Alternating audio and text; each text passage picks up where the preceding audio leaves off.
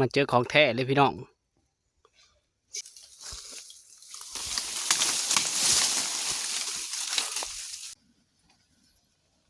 ตัวนี้ก็สุกแล้วพี่น้อย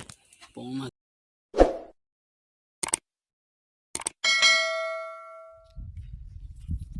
กับทักทายสบายดีอากาศสวัสดี FC ทุกท่านนะที่เข้ามาติดตามแล้วก็รับชม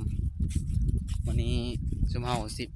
ไปหาเอาผักขาพี่น้อยมาแกงกับว่าผักขาอ้อเลยไปเบิ่งน้ำเดียวแหละไปกับจันดา2 คนเลยไปเบิ่งห้างเพิงเลยจันดาว่าห้างเพิง4 ห้างอยู่น้ำเดียวพี่น้อยเป็นแต่เอาได้นี่จวดเลยกำลังย่างไปอยู่เลยเอาพวกแหละพี่น้องอยู่แต่บุ้งคอแดงพวกแหละโอ้ไปตอนเขาลงเล่นนี่หรอบ่รัดทางหน้าพระธาตุพี่บอกจะนะมันยังคือเนี่ยคือบ่วะหรือไก่วะอย่างนี้รัดทางหน้าเมนุ้ยนี่คือกว่า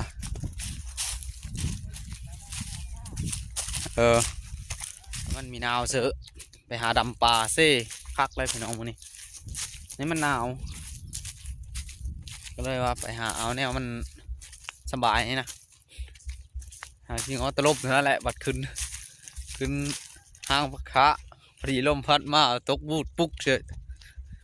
ยังเบิ้งเพลินนี่เขาชายเติบแล้วได้ไม่ได้เช้าไปเลยพอดีเขาลงเล่นประมาณวัง7-8 โมงปลายแหละมึง8 โมงครึ่งแล้วเนาะ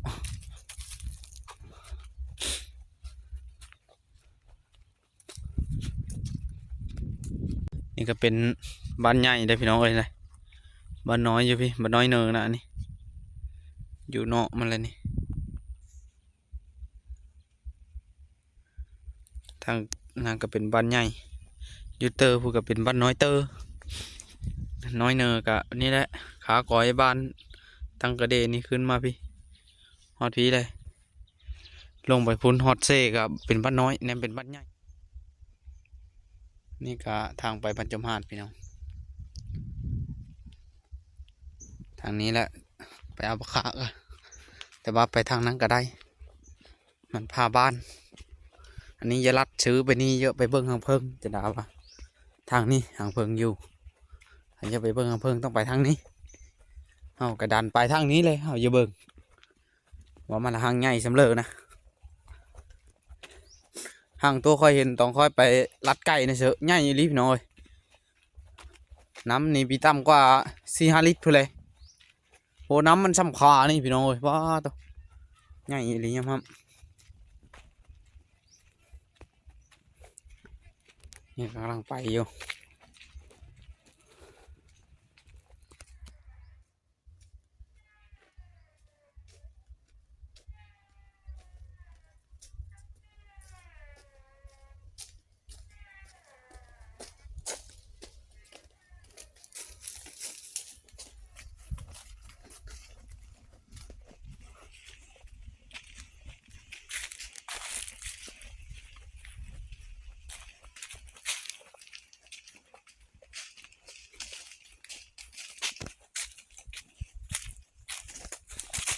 อันนี้ก็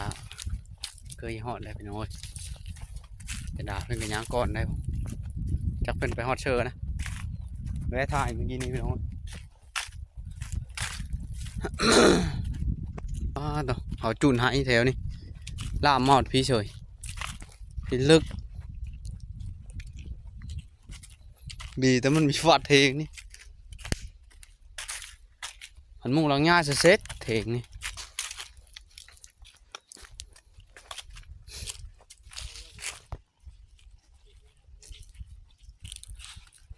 นี่ก็เยอะเฮาปลาปลาขาเลยพี่น้อยน่ะหางเพิงปลาตัวหางมันใหญ่เลยดูมันจับอยู่ก็ไม่ใหญ่ก็มะมีเถินพี่น้องอยู่นี่อีกหางหนึ่งคอยเห็นแล้วหางหนึ่งนะเท่าอยู่ก็ไม่ใหญ่เลยพี่น้องเห็นแต่หางเดียวนึง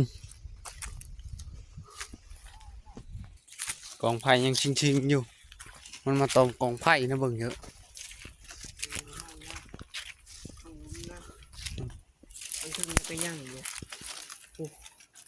หังหนึ่งสีเอามาพันนี้นะพี่น้องหังหนึ่งเป็นทางเดียวนึงไปเอาพักคะวันนี้พี่น้องเลยหางเพิ่งก็เขาเอาก่อนเลยพี่น้องเขาเห็นแล้วหาหางไม้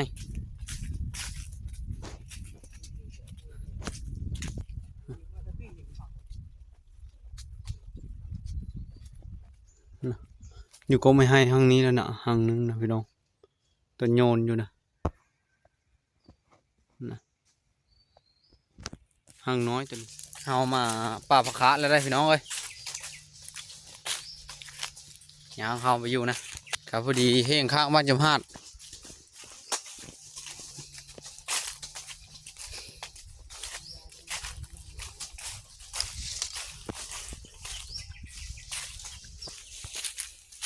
หาเอาพักคะแน่เดี๋ยวพวกข้างเพิ่งแน่ได้เดี๋ยวที่ไหนน้ำเพิ่งแซ่บได้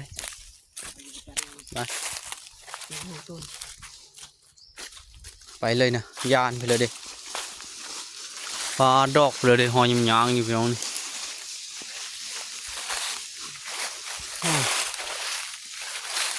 นี่คือเขาขายเสือตามหาหลดหอยตัวรู้แต่ลันอยู่มาหอดปลาปลาคะพี่น้องบ้านนี้หาเลี้ยงปลาคะก่อนชิลเลอร์เดี๋ยวนี้ปลาคะเดี๋ยวนี้ฮักโก้ยเขาเอามาละไปเอาบอลลายเพื่อเลยเอาเลือกบอลหน่อยไปนี่ก็แม่นว่าแหละคือพระคะอันนี้พี่น้องเอ้ยใบยุงใบย่ายคือขี้นกเขานี่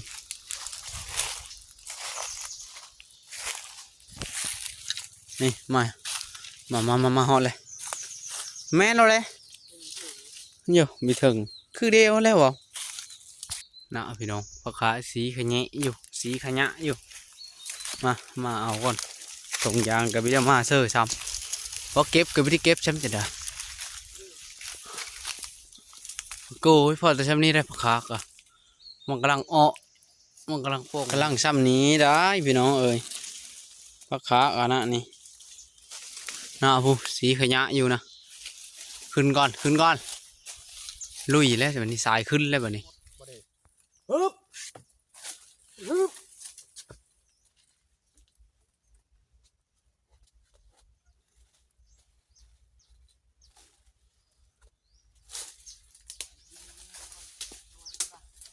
ขึ้นเอาพักค้าจะใส่ได้นอพักค้าอยู่บังใดอยู่ใส่เป็นแล้วเด้ที่เด้พักค้าจะได้ขึ้นละมาจับกองขึ้นมาเฮ้ยนี่จะได้จับกองมาเฮ้ยนี่เดี๋ยวไว้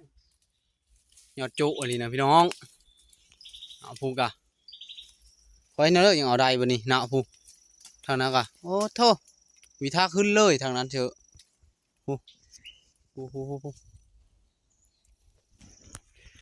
ขึ้นมาหอดแล้วพี่น้องเอาพักค้าบาทนี้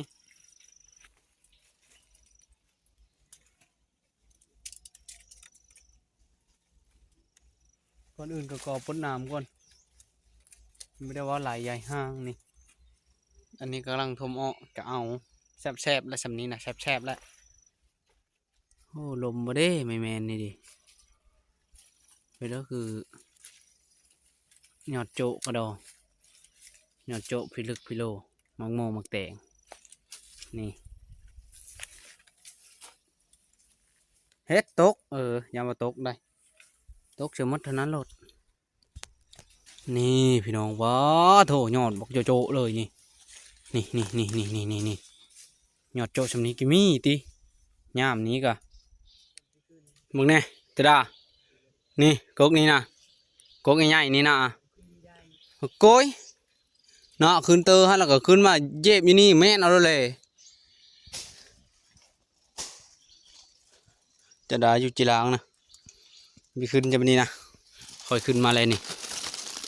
นี่นี่นี่แล้วก็เชื่อเลยละคือเยมันนี่เห็ดมือบีถึงเนาะสุดใจใช้ไม่แม่นเอาแล้วก็ผู้แล้วก็ผู้แล้วก็ผู้แล้วก็ผู้แล้วก็ผู้แล้วก็ผู้ปลาตะเต้ามันคือลายแท้นึกว่ามันยังบ่ได้อ้อยังได้ป่งได้เบิ่งจะป่งลาย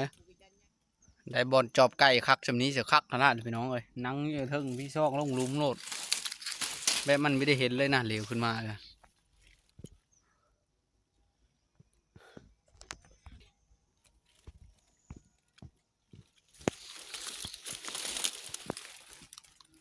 เบิ่งหน้าปลาคาตัวนั้นก็ยังอยู่ยังไม่ได้เอามานี่ก็เยอะเบิดเลยพี่น้องเลยอันนี้ปลาคาจันดาเพิ่นหากได้สำนี้จะได้เจอผู้อีก้อยแมนทีมลงบ่นี่เด้ทางหลังนี่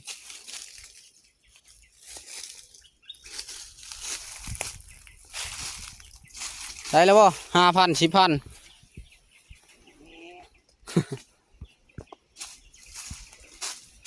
เจอตื่มเท่าตัวนั้นอี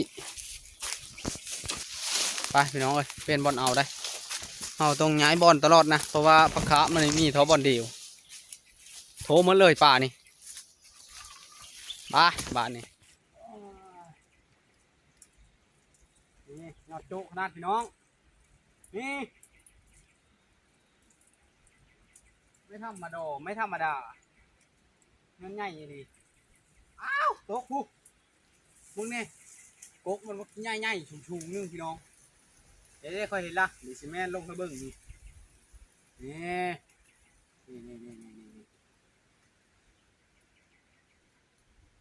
ยอดโจ้นี่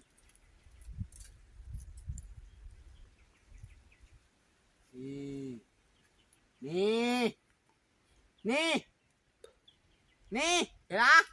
มาหอดป่านี้เลยป่านี้เสือกำลังน้อยอยู่พี่น้องเอ้ยมันกำลังโป่งสลายนี่ชิกะยะอยู่มันหากะถมโป่งขาข้อมือเนี่ยพี่น้องเอ้ยถ้ามาอีกอาทิตย์หน้า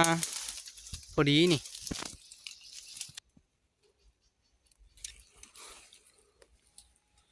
ี่ก็ถมโป่ง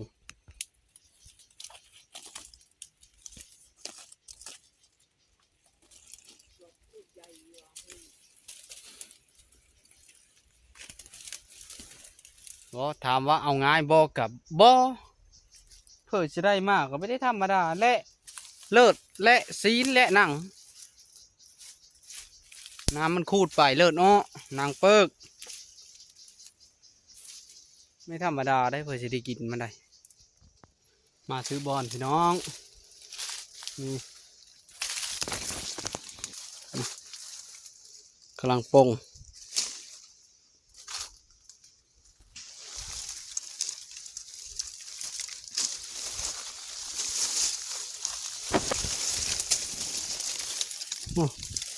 นี่ห้องชมเนาะ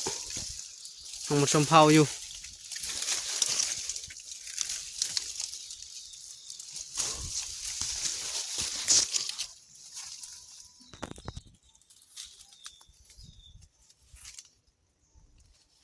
ทางนี้ก็มีเลยนะ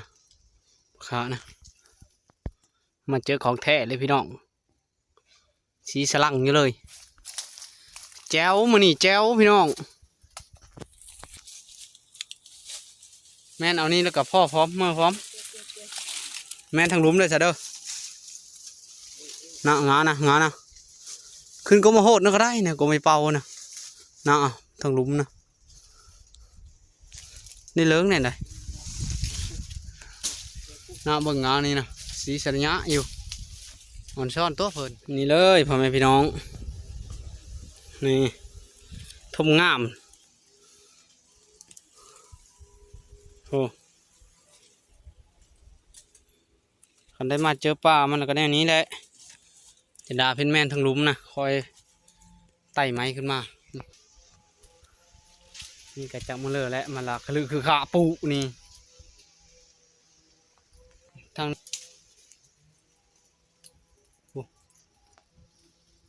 คือถึง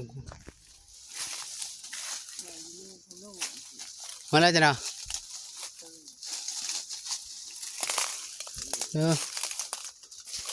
นี่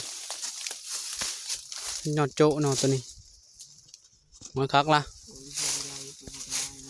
เนาะโอ้โหต้องหลุมโอ้ขึ้นเอาคนละกกกับจันดาขึ้นกกนั่นน่ะเพิ่นนี่คอยเอากกนี้แบบเยอะเมื่อไหวนะเอาคนละกกเลยพี่น้องเอ้ยมึงเนี่ยผักคะนะสีขยะอยู่พี่น้องเจ้าทึกนี่มึงดู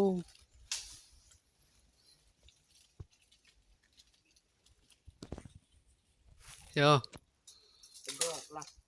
ไปลงมานี่พอละ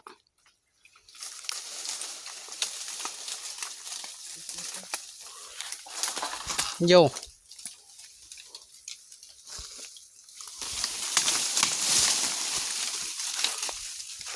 เก็บเอาบัดนี้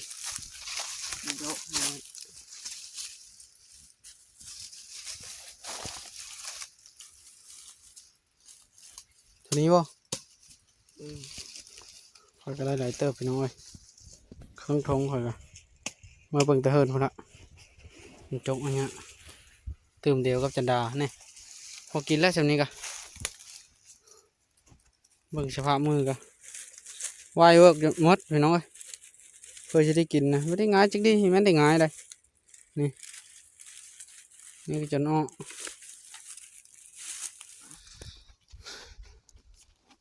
เราเอามาหดเสียนะพี่น้อง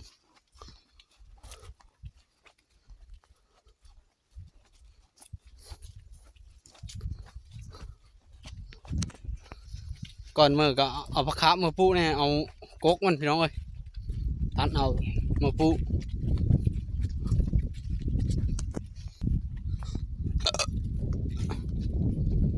นี่คือเซ่เชื่อน้ำช้างนะจ๊ะเยอะน้ำพรม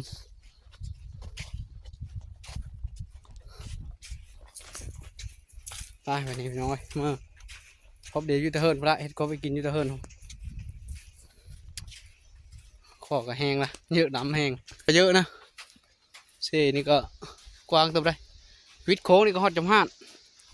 วิดโค้งชอโค้งลงไปฮอดบนบึงตอนนี้ก็ได้มาเอาเถิดแล้วพี่น้อง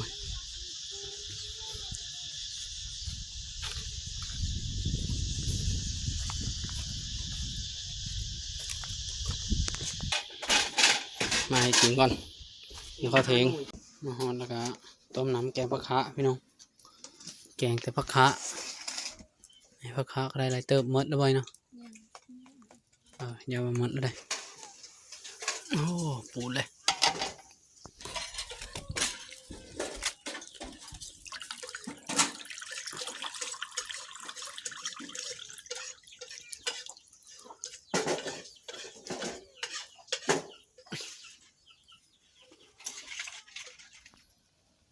ตอนนี้ก็สุกแล้วพี่น้อยผมมากินนะ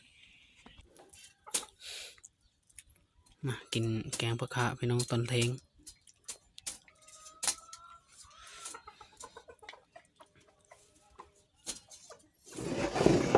มานะพี่น้อยกินข้าวเทงแกงผักคะ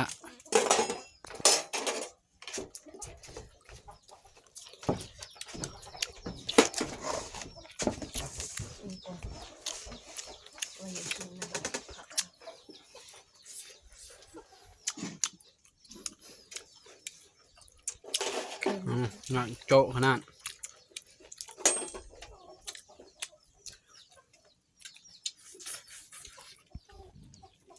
แบบ